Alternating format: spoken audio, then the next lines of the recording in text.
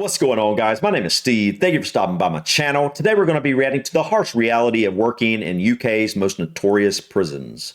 I've done a few videos about the differences between British policing and American policing, but this will actually be the first time that I'm learning anything about UK prisons. I'm really curious on how the British prison system works and kind of how British prisoners are treated, how the staff that work in these prisons are treated, and just overall, what's it like inside a UK prison. So anyways, guys, I thought this would be really interesting. So let's just go ahead and dive in and check out the harsh reality of working in UK's most notorious prisons. Tonight, ITV News has a special report giving unprecedented insight behind the bars of one of Britain's toughest top security jails.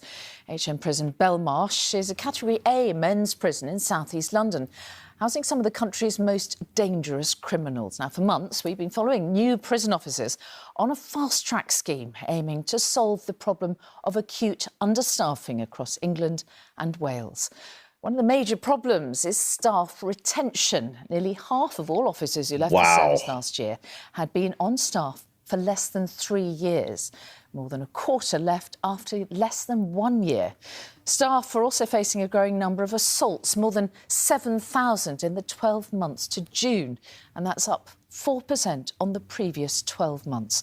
Our social affairs correspondent Sarah Corker has this exclusive report on a scheme to fast-track new staff at Belmarsh.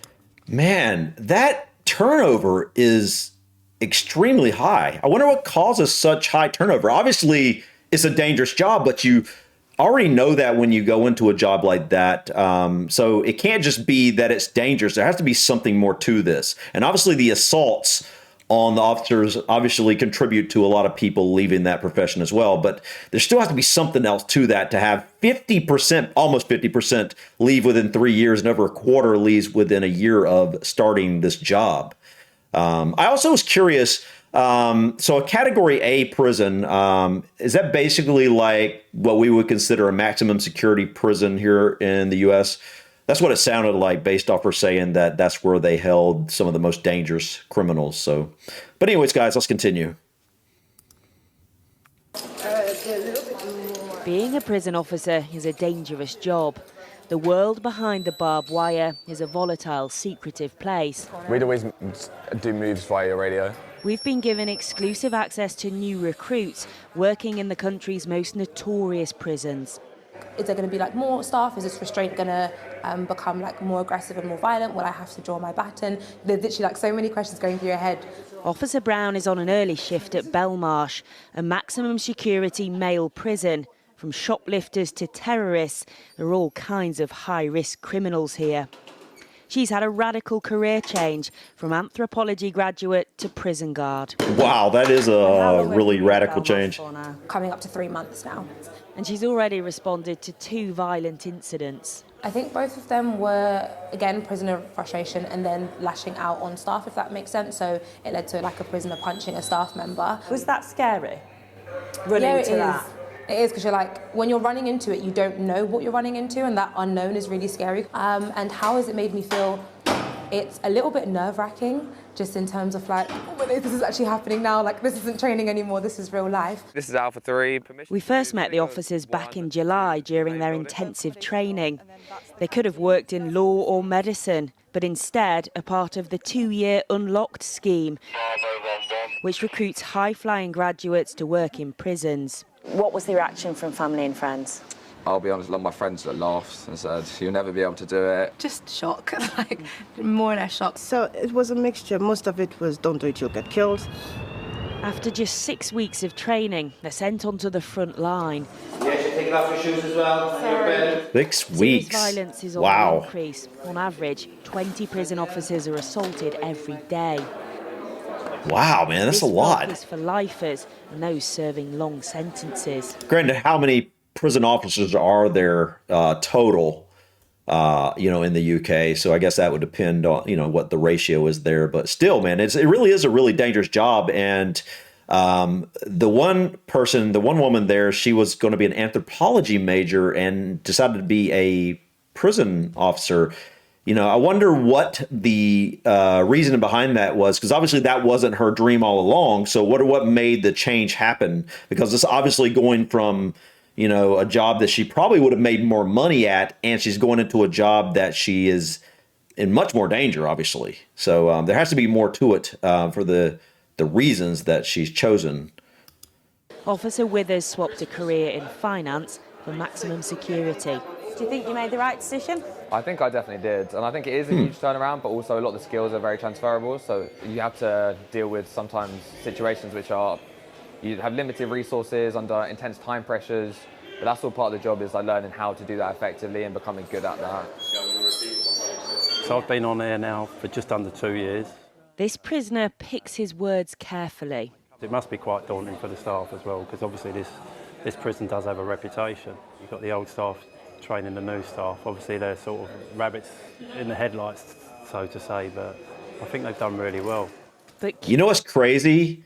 This guy, maybe you guys don't think it's crazy, but for me, when I've seen so much about American prisons, but I've never seen anything about UK prisons at all. This is the first time I'm seeing anything about UK prisons. This person in an American prison would have been handcuffed and shackled probably to speak to the reporter.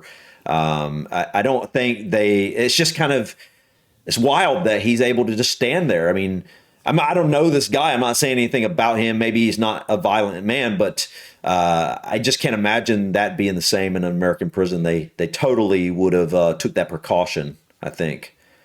To say, but I think maybe he is really Hank. well. I don't think he is. But keeping staff in the prison service is a major problem. The governor here refutes there's any crisis. What about overcrowding? We heard recently the government saying our prisons are nearly full and they need to use police cells to help with that overflow. Wow. How much of a problem is overcrowding? So I'm not seeing that impact at Belmarsh as yet. However, I am a prison that focuses on the courts because I have people on remand waiting to go to court. And so we know that some people's cases are not listed until 2023, 2024. So trying to get people moved through the system is really difficult. A lot of people are... Okay, so she's called a governor. I guess she is what we would call a warden, correct?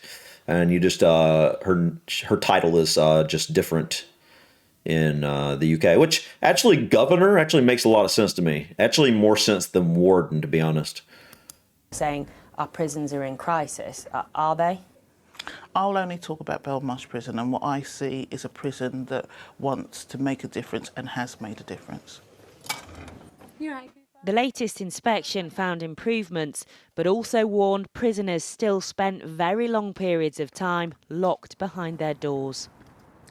Trying to get a good idea of what a cell looks like. So, generally speaking, I'm curious, do most UK prisons, does everybody get their own cell?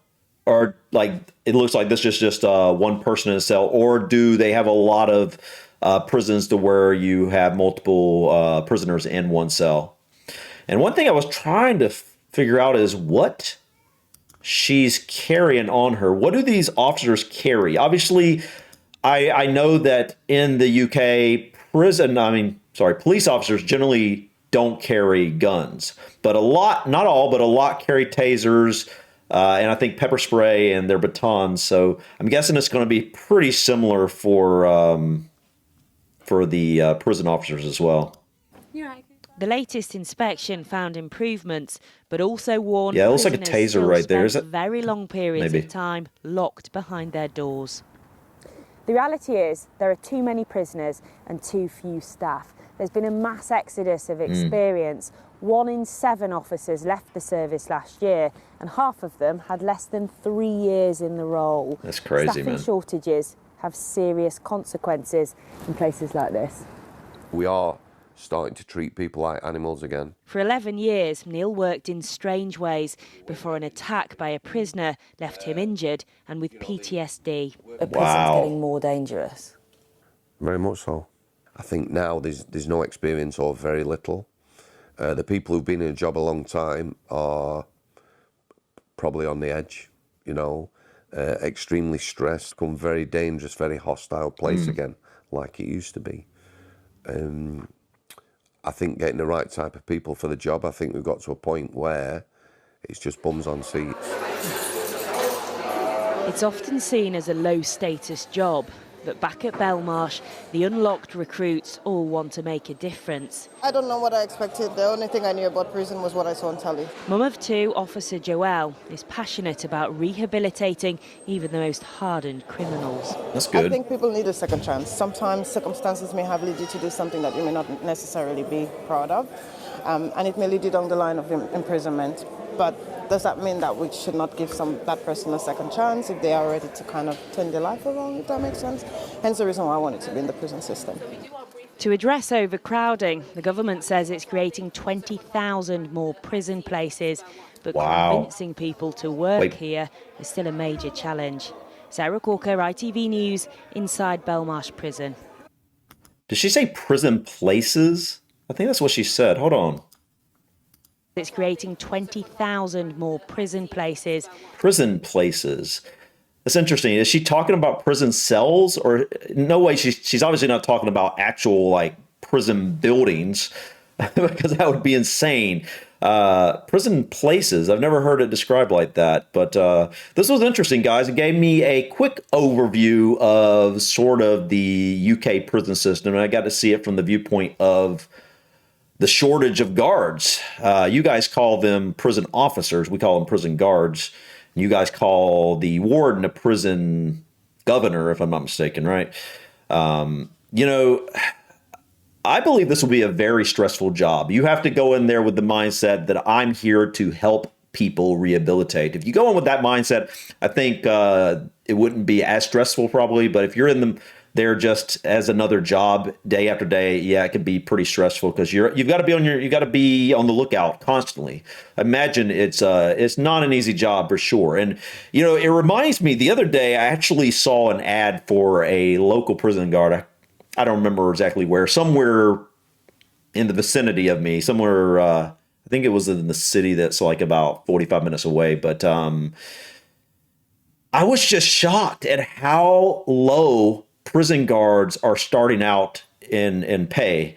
Now, I don't know how they're paid in the UK. The very fact that I think this man left finance to go be a prison guard, and she left being an anthropology major to go be a prison guard tells me that maybe they're paid more. And the fact that they're, you know, basically really trying to recruit a lot of officers quickly, maybe they pay them actually quite well. But in the US, it said they were starting at $16 an hour. Now, to put that in perspective, you know, I've seen signs where a lot of the fast food restaurants over the last year where we're paying around $14 an hour. So like we're talking about an extremely dangerous job, you know, in the big scheme of things, really not being paid what their job entails, I guess you could say. They do have good benefits from what it seems, but the pay is definitely not there. To me, I think a prison guard in America, I would think they would start off at least in, you know, around $50,000 a year. I think that would be a good place to be at, you know. So what's that, $25 an hour, 40 hours a week? I think that's more in line of what you should be willing to pay a person that's willing to do a job that's not only dangerous, but actually quite difficult because you're dealing with all sorts of people in a very, it's a very emotional place. You know what I mean? A very emotional place. Hard place, dangerous place. It takes a certain type of personality to be able to do a job like that, in my opinion. But guys, I thought this was really interesting. I want to dive deeper into the prison system in the UK. I want to learn maybe things like what do the cells really look like? What does an average day in a prisoner's day look like? You know, what type of weapons do prison guards carry? Because they didn't go over that here. Just all sorts of different things like that. I find this very interesting, and I know it's quite different. I can already see this in this short video that it's quite different from what I've seen in American prisons. So, and it doesn't surprise me. I've learned a lot about the differences in the policing in the UK. So it doesn't surprise me that the prison system would be quite different as well. But please feel free to share things, videos that you think I might enjoy checking out. So I'd love to see them. But anyways, guys, thank you so much for stopping by. Please click that like button. Feel free to drop your comments or suggestions about this video or others. And don't forget to subscribe to continue to follow me on my journey to discover my British and Irish ancestry. Until next time, guys, peace.